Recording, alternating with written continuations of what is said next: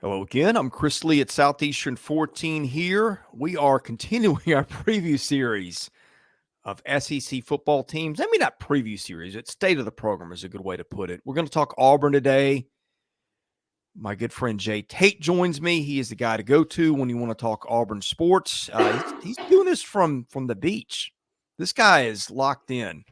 He's dialed in. He's not everybody will do this from the beach while they're on vacation. I know. But That's that's the how I kind of feel guy about Jay you. Tate is. All That's right. how I Well, feel what do we about got going you. on in the background here? Well, I mean, I'm at some rental, and we're in Sandestin, and I have to do a show, like my regular show at auburnsports.com. So I brought my lights and all my stuff. So I could change the colors if you like. We can go to No, green, we're good. I just feel like we need a we can disco go ball or Vanderbilt something. yellow. Oh, I wish I had a disco ball, bro. That would be fun. And Go let's go with next that. time, we got goals to shoot for next time. That's what A I'm talking reminder: about. our content brought to you by BetOnline. It's playoff time. Actually, it's past playoff time. This read is old. The usual suspects went to Vegas for the championship. Our partner BetOnline is your number one source for football odds, stats, trends, and lines, with everything from point spreads to hundreds of bets on everything from the coin toss to the color of Gatorade. BetOnline is your number one source for your championship wagering. Head to BetOnline today. Get in on all the action. BetOnline. The game starts here.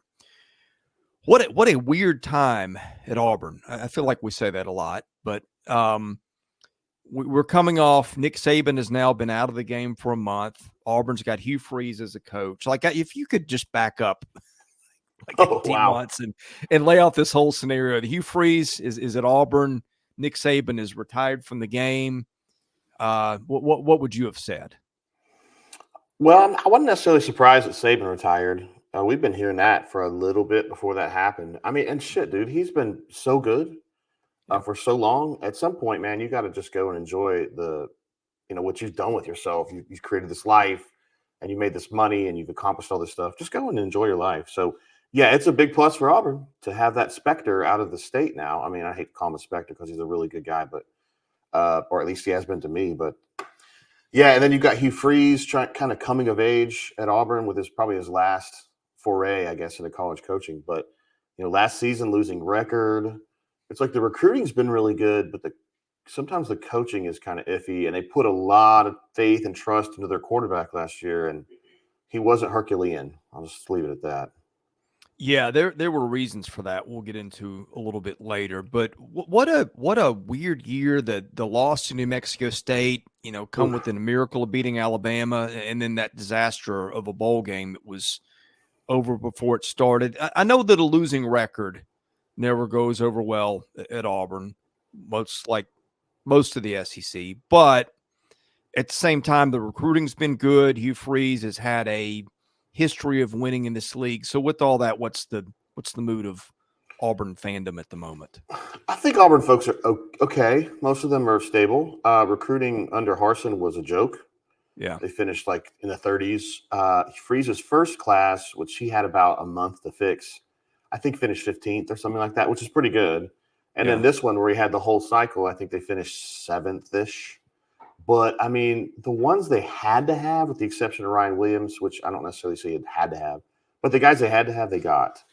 And with the exception of quarterback, they did get a quarterback in this class, but, I don't think he's a guy that's going to come in and set the world on fire right away. So this program is still lacking a quarterback, and until I see a solution there, which I don't think exists just yet, I hesitate to think it's going to be really good next fall.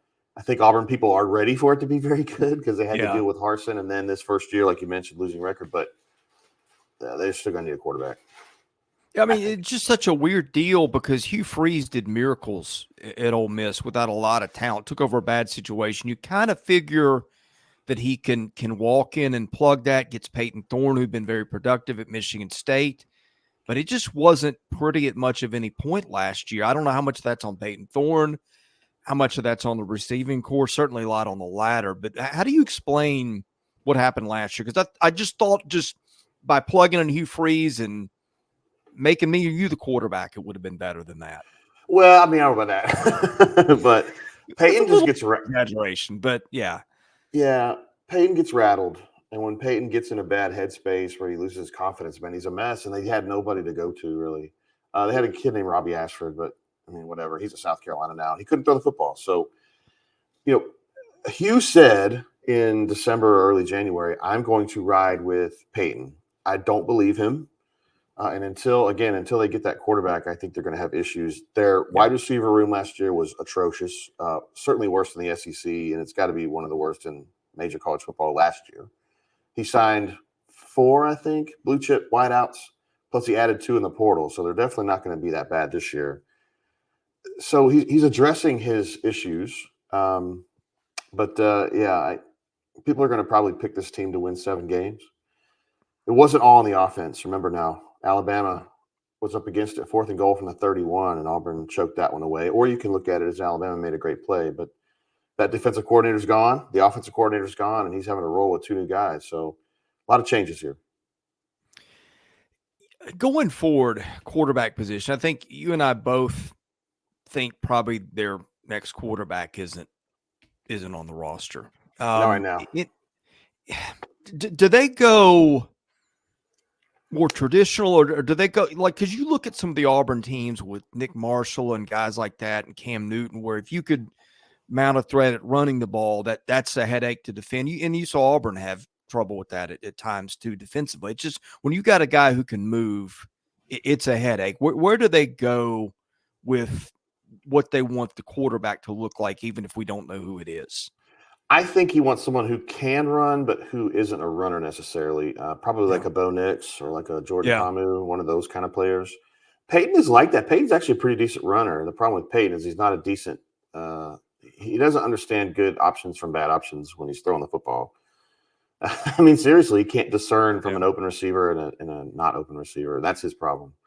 So, I think they want someone who can move, but not necessarily a runner in the Nick Marshall sense. No, I don't think so. Yeah. Well, I mean, and look, those are some pretty special guys too. I mean, Cam Newton in his own right, and Marshall was not much of a passer, but he was so good with his feet that you don't find a lot of guys like that. Yeah, I'm glad you said that, because I think a lot of people outside of Auburn forget Nick Marshall and how good he was. But you're right. He had a whale of an arm. He had tons of arm strength. He just wasn't necessarily accurate. But you're right. He could run the football like nobody's business. And he came at Auburn at a time when Malzahn was still on the edge of, I guess, offensive paradigming that stuff. And he could actually use an attacking quarterback like that. I don't know if it would work as much now. Presuming they have a capable threat to throw the ball, enough of a threat to keep a defense honest, what's the running game look like? Oh, terrific. They've got a nice stable of tailbacks back. I really like their depth there. I think it's their best position in the entire roster. Offensive line is solid-ish. They got a kid named Percy from Mississippi State to play left tackle. They have been hurting at left tackle. They think this kid's the answer. If he is the answer, they can move their left tackle from last year into guard where he should be. And I think this offensive line gets fortified right there and plays pretty good football. They're not the best in the SEC, but I think they're right there above the top half. They're above the median. So at that point, I think they can run the football. They ran the football fairly well last year, and I think they can run it even better this year with Jarquez back. And I love Jeremiah Cobb, who's going to be a sophomore next year. They've got Damari Alston from Atlanta. So they're loaded, man, in that regard. All right, let's talk defense. Auburn was probably better on the defensive side than it was on the offensive side the last couple of years. And this just in, Auburn usually has got some talent on that side traditionally. And the Charles Kelly hire to me was interesting because he's a standout recruiter, and I get that it's Colorado, so this is not like a blanket statement, but they weren't very good defensively a year ago. Of course, we know the whole story of, the portal, and it seemed like Deion Sanders built everything on offense, and they would just try to win games by scoring 50 points. Charles Kelly's got Auburn ties. What's the feeling on how this is going to work? I think people are generally stoked. I mean, he's a former Auburn guy, having played here in the late 80s, and he's from Lower Alabama, and he's got a lot of experience, specifically experience coaching under Saban, which is a plus for Hugh Freeze these days. So I think that's a big plus. Now, I think DJ Durkin's going to be the guy who's the central focus defensively. I think Charles Kelly's more of a assistant or a co-DC who doesn't call plays, but I think his recruiting is going to be very, very valuable on the back end there. I think he can stack personnel a little bit better than the guy that he replaced.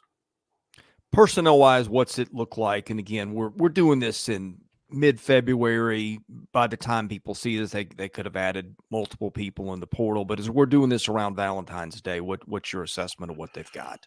My issue is I don't like what they've got at tackle. I think they're going to run with Jason Jones again, who's just kind of okay. They had Justin Rogers last year as a former 5-star they got from Kentucky, and he didn't really click that well. I just didn't think he was a great player. He ended up going to the NFL. We'll see how that goes. But they need a difference maker at tackle, and I just don't think they're hefty enough right now to repel the run games. They're better at edge. They're a little younger now with Elijah McAllister, former Vanderbilt guy, gone. He's a great leader.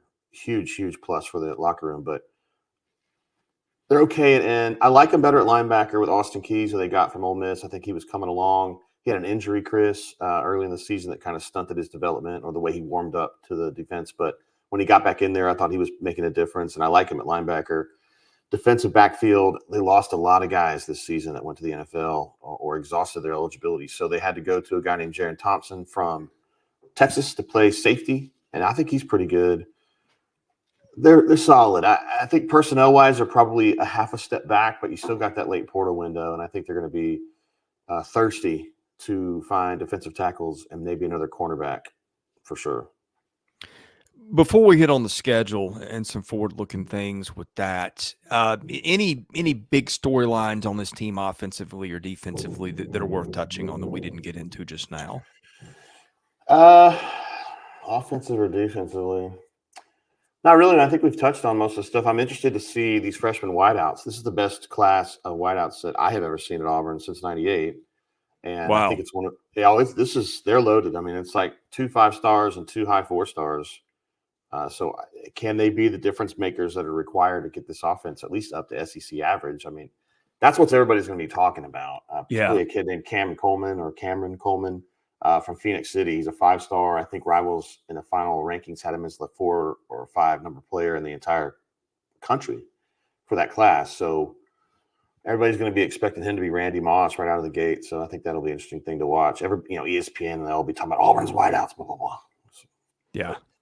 I mean, you can have great skill players. I mean, Randy Moss, straight cash homie. But you got to have better fortification on both lines if Auburn's going to be really good next year.